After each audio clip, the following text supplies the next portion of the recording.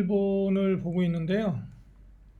볼 뉴스는 다른 거는 다 대동소이하고 다른 뉴스들하고 대동소이하고 요 한 개가 볼만합니다. 요 하나 딱 보면 조선일보 끝나겠습니다.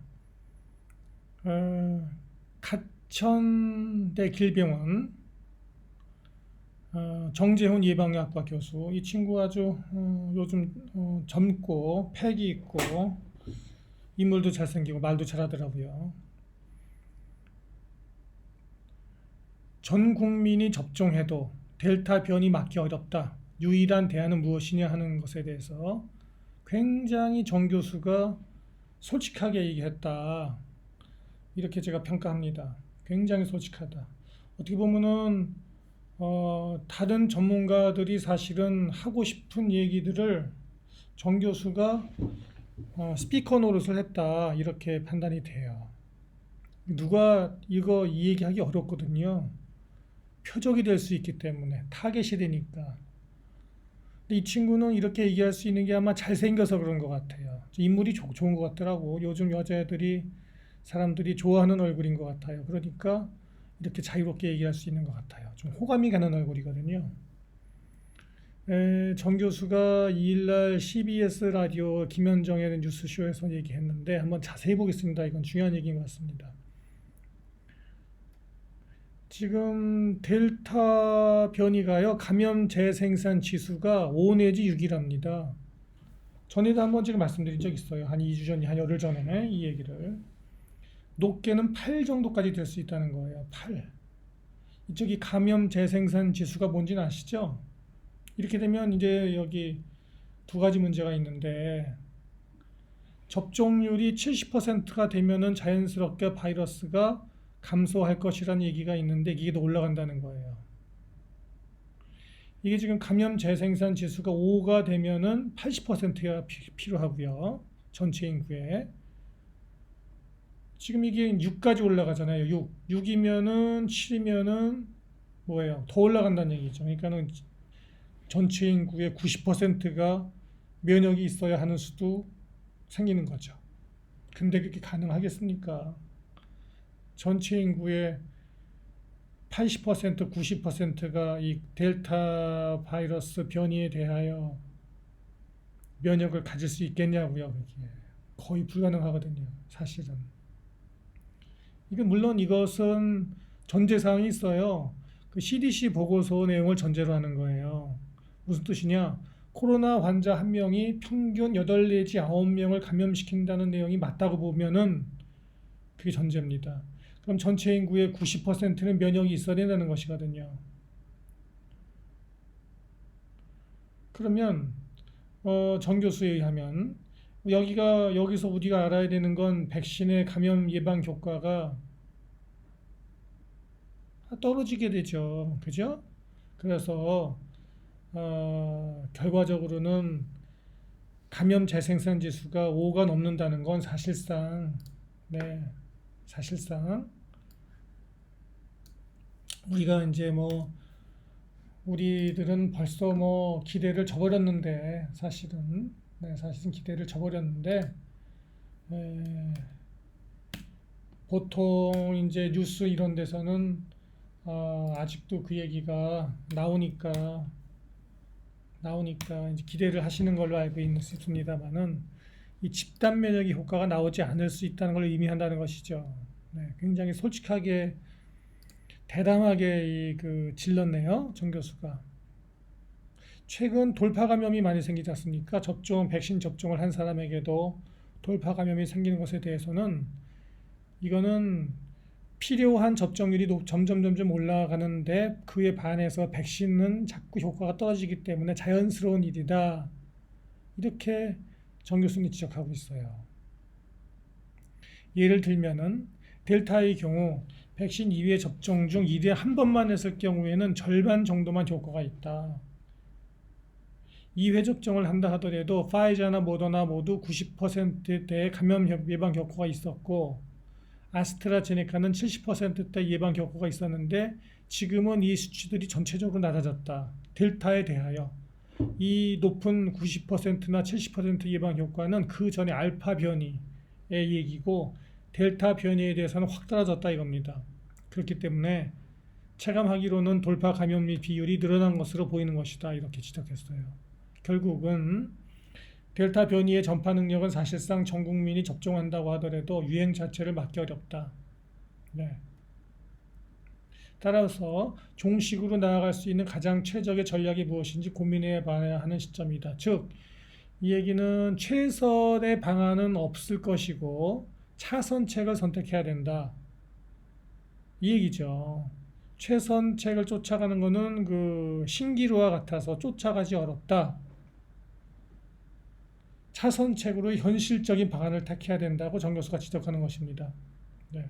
그래서 정 교수의 결론은 코로나를 더 이상 그 치명적이고 전파력이 높지 않은 바이러스로 취급하여서 관리 가능한 수준을 유지하는 것이다. 마치 우리 고혈압, 당뇨 관리하듯이 또는 독감, 면역 관리하듯이 그죠?